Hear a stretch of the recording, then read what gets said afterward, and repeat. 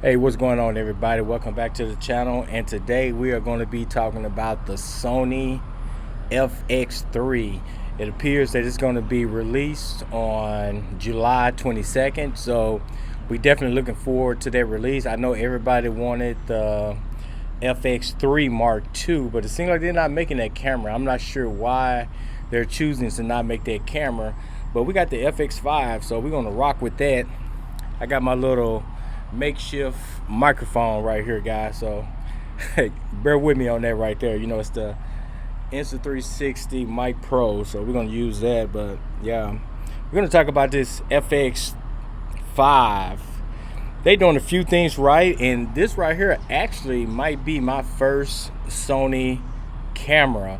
I've been wanting to buy the FX3, but the FX3 is not updated, and the Lumix cameras and the Nikon camera that I'm using has way more features than the FX3. Plus, the low light is really have never been a big feature that I'm going to say that I'm going to just jump up and down because I can film in low light. I hardly ever film in low light conditions, so that wasn't a selling point of the FX3 for me.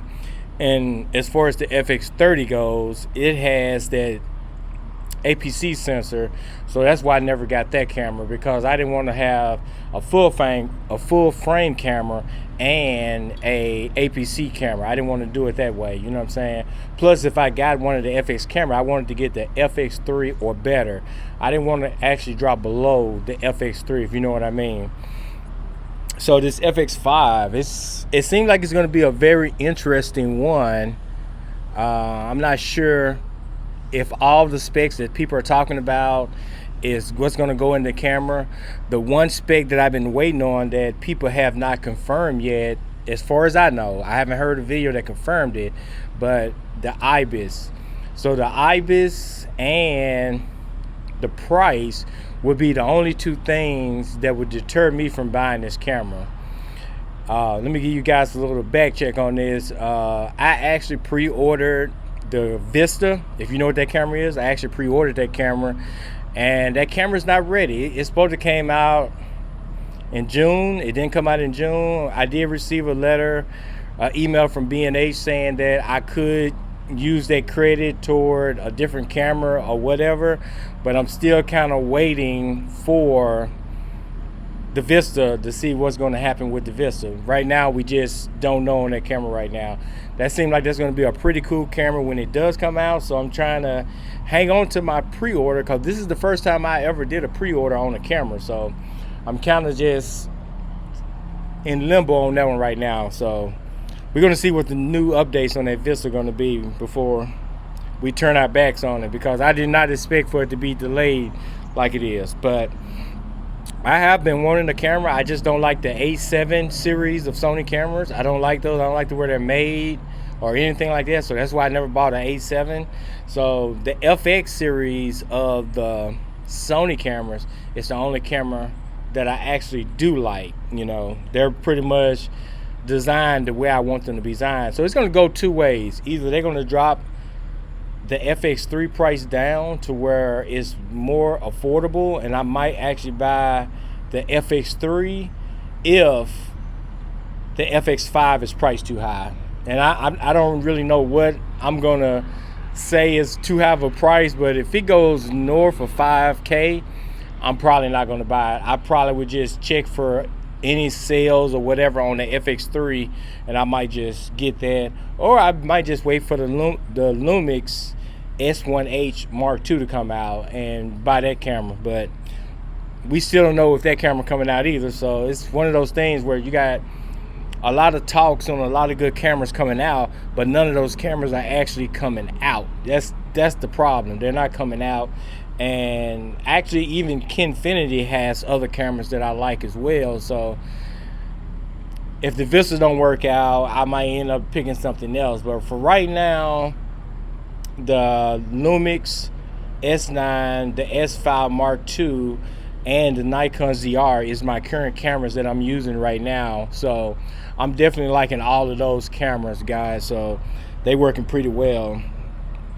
and of course my action cameras. I'm actually filming on the Insta360 Luna right now, and that camera has been working amazing for me, so I'm definitely loving that camera right there as well. But this Sony FX5, you know, a few specs that I guess these are some of the guaranteed specs on that Sony FX5, and it's going to be the 16 megapixel sensor. Okay, that's pretty good. It's going to be a stack sensor versus the global sensor. They was saying global at first, but now they're saying it's a stack sensor. So I have no problem with the stack sensor. That's fine. And of course, it's going to have Sony's amazing autofocus, so that's going to be good right there as well. What else you got? Okay, I don't know why, since Nikon came out with their sensor first, not their sensor, I'm sorry, the ZR with the 4-inch screen. I'm not sure why Sony is not going with the 4-inch screen as well. So Lumix, is your turn. So we know Canon can't go back on their cameras. They put the small screen on there, so it's going to be up to Lumix to come out with the next 4-inch screen camera. So don't come out with another camera if it don't have a 4-inch screen on it. I'm just throwing that out there, guys. Don't do that. Okay, so they're going with a 3.5 is what people are saying. It's a 3.5-inch screen. It'd be nice if it's a 4-inch screen, and maybe they just getting it wrong, but we have to see. But if Sony is paying attention and listening to people talk about the ZR screen, they would definitely come out with a 4-inch screen, but we're going to see on that. What else they got on here?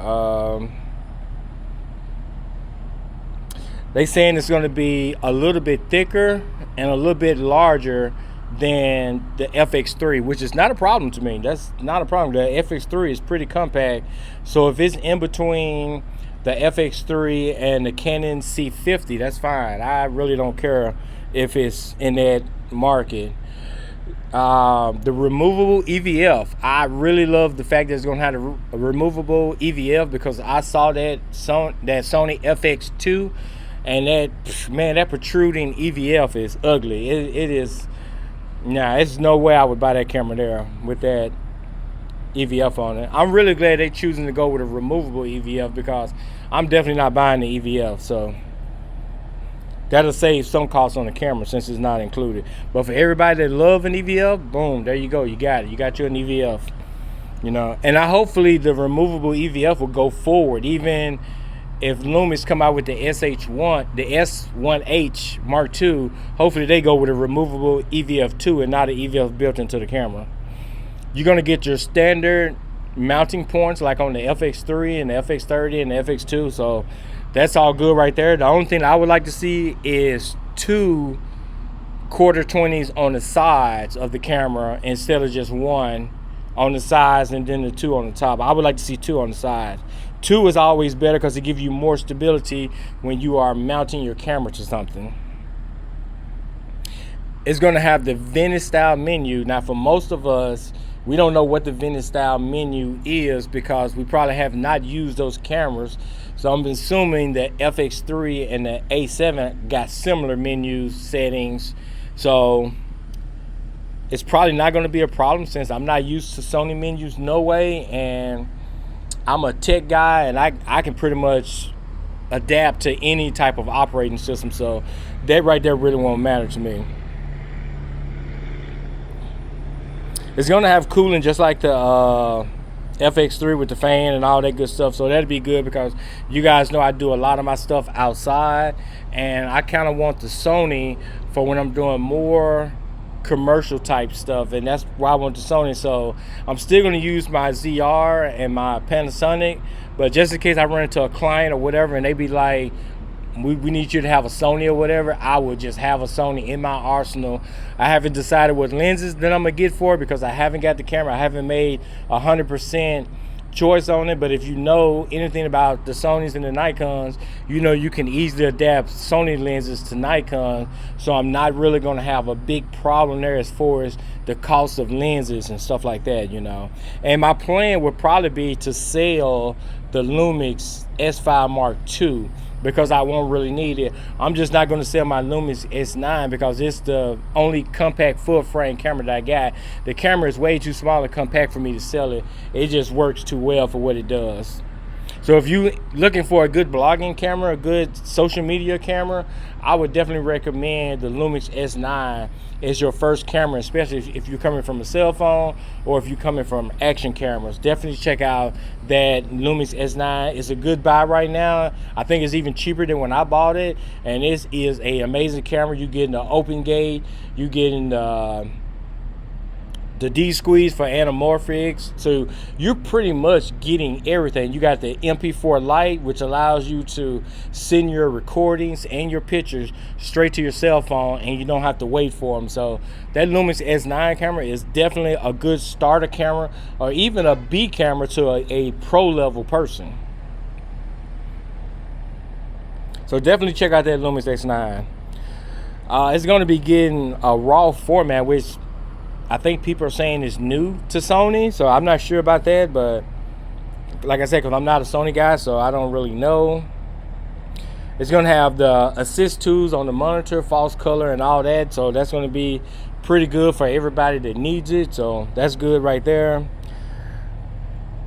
And it looks like it's going to be CF Express Type A. That would be my another downside, because with the cameras that I have now, it's CF Express B, so this is going to be CF Express A with an SD card slot. So I don't know, it's probably not going to be a problem. I mean, I probably just buy one card for it and don't worry about it, because I got SD cards, high quality ones. It's going to have all your standard inputs and outputs on it, as far as the HDMI, the audio, and different things like that. So that won't be a problem for anybody right there. And it's gonna, I think they're saying it's gonna come with the new Sony battery. So I don't know what that means. I haven't had a Sony camera, so I don't know what the old battery is or whatever like that, or what's going to be the big difference. Besides, maybe it's going to have more juice, more power in it, or something like that. That's basically all I can tell you on that. And of course, it's going to have the Bluetooth and the Wi-Fi connectivity. Once again, I have not used Sony cameras, so I don't know how that connectivity works. All I know is the Lumix connectivity works really good. Insta360s, cameras, action cameras, they stuff work really good. So I'm assuming it's 2026. I'm assuming Sony's works good to decent. You know what I'm saying? As far as the Canon goes, I have not had an issue with Canon apps, so that's one of those things, you know what I'm saying? So if you got bad experience with Sony apps, leave a comment below. If you got any features or anything that's a deal breaker to you for the Sony FX5, leave that information below too. I want to see what people are looking for, because I know some people are looking for that global shutter or wanted the global shutter, but it seems like it's pretty confirmed now that it's not going to be a global shutter on that camera. So I don't know how people are going to really respond to that, and I don't know what the global shutter versus the stack sensor is going to be good for. But they're going for that 16 megapixel, and I think the FX3 was like 12 megapixels. So I'm assuming they're going for the low light as well. So I don't know. I'm going to show you guys some footage from my ZR and from my S9 as well, that in nighttime. I'm gonna show you some footage. So I'm gonna show you why even that FX3 and all the talk about low light really don't matter as much as people try to make it out to be. It's not a selling feature for me as far as the low light goes. It's just not a selling feature. So other than that, this seeming like it's gonna be a awesome Sony camera. You know, it's about time Sony came out with a new FX camera. I don't know if they like using this as a replacement. Like I say, we could see significant drop in the FX3 price. And my thing is, maybe they didn't replace the FX3 because they had too many in rotation. You know what I'm saying? Like maybe they got so much stock in the FX3 that they didn't want to replace it. And it could be one of those things where if it ain't broke, don't fix it. You know what I'm saying? So it could be one of those things. The reason why they not actually replacing the FX3. And I heard a few people say that if they don't bring open gate to the FX3, they're going to be really upset. I'm going to have to agree with some of the other people that I have seen on some of the podcasts that maybe they can't bring open gate to a camera after the fact. Maybe that just can't be done. Maybe OpenGate has to be delivered when the camera is manufactured, when the camera go through its initial programming. Maybe OpenGate has to already be in the camera. So I would say this: if you're an FX3 owner, do not hold your breath thinking that OpenGate is coming, because it's probably not coming. It's probably not.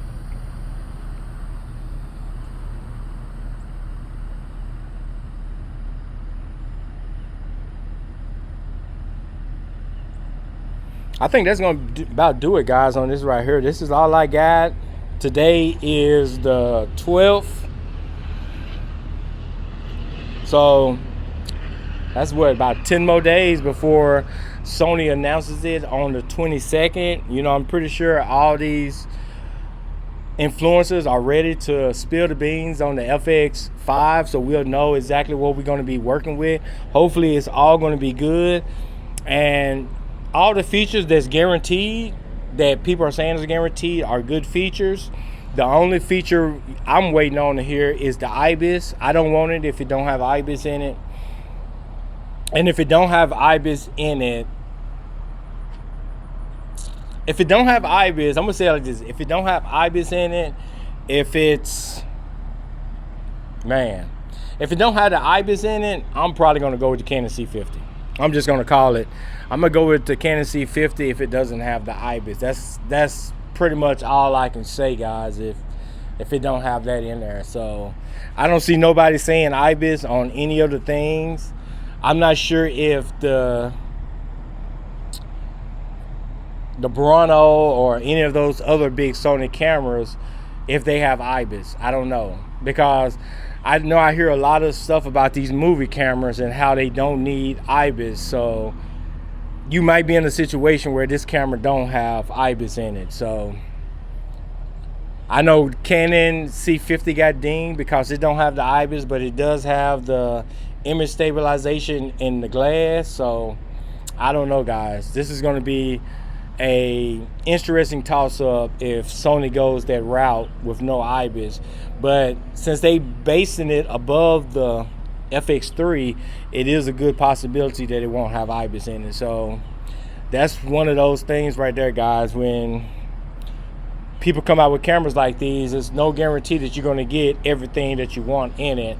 And like I said, it's going to be price dependent, because the C50 is at such a good price that if Sony goes higher than that price, it's going to almost guarantee that a lot of people are going to go Canon C50. You know what I'm saying? Because Canon C50 got all of it, and it's CF Express B, which means I can use all my same memory cards. I don't have to switch anything out. You know, it's one of those things. I just always have wanted to own a Sony camera. I'm not a Sony fanboy. I'm not locked to any brands. I'm not sponsored by anybody.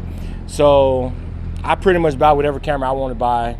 You know, that's just pretty much how I operate. So, and like I said, I'm good with electronics. So different operating systems, iPhone, Google, Android, none of that stuff matters to me. I can pretty much learn any system that's out there. So I'm not stuck because I need a huge support system on a particular operating system.